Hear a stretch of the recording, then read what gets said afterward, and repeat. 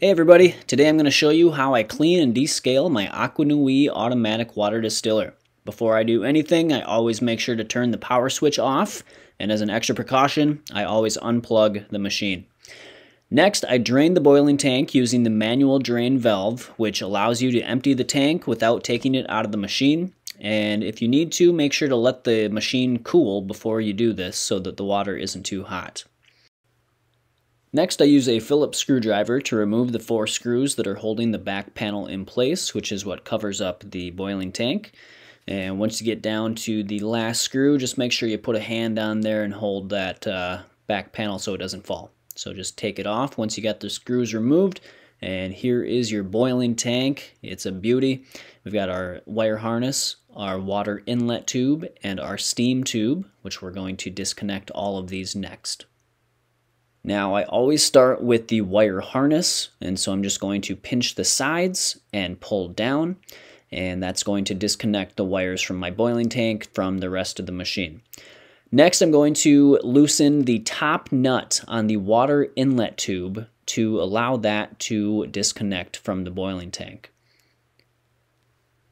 And now I just need to use my pliers to pinch the clamp that's holding the steam tube in place and move that up so that it allows me to disconnect the steam tube from the boiling tank.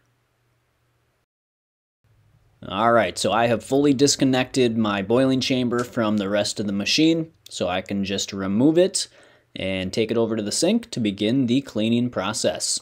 So I'm just going to remove the lid, and that is going to show me all the gunk that is left inside after all that distilling. Wow, I am glad that is not in my body. Look at that. It's like they're hiding ice cream in your water. Alright, so let's get this stuff out of there. For the cleaning solution, I'm going to use distilled white vinegar, and I'm going to just pour this directly into the boiling tank. And I want to use enough to cover up to the line where the calcification ends. So right about there, I'm going to fill that up with pure distilled vinegar. And then I'm going to boil some water, and I'm going to add that in to just help loosen up some of that dried on gunk.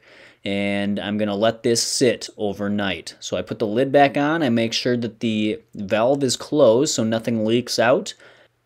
And after about 12 hours, I can check on it again. So I just open up the lid and take a peek inside, and it looks pretty gunky. So let's drain this out. We're going to open up the manual drain valve. Or another way that I've actually liked to do it recently is to pour it out of this end right here so that you don't get any water on the electrical area. So I pour it out the top from the back side, and then it just makes it go a lot faster. Sometimes I get gunk built up in that drain valve, so if you run into that issue, you can just drain it out the top. Just make sure you're draining it away from the electrical side of the boiling chamber.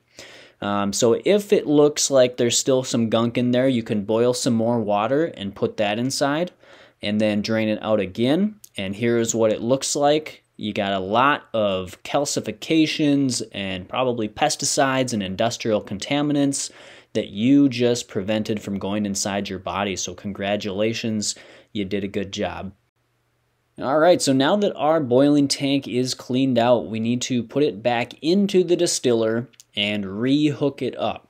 So we're going to start off with putting the steam tube back on. So we put the hose back onto the outlet there, and we're just going to use our pliers to pinch that clamp so that we can move it down so that it gives a nice good seal and we don't lose any steam as it's coming out. So that looks good. Just get it on there nice and tight. And now we're going to connect the inlet water tube to the boiling chamber. We're going to tighten that down with our fingers and then give it one good twist to make sure it's on there nice and tight. And finally, we will reconnect our wire harness so that our boiling chamber can once again communicate with the rest of the machine.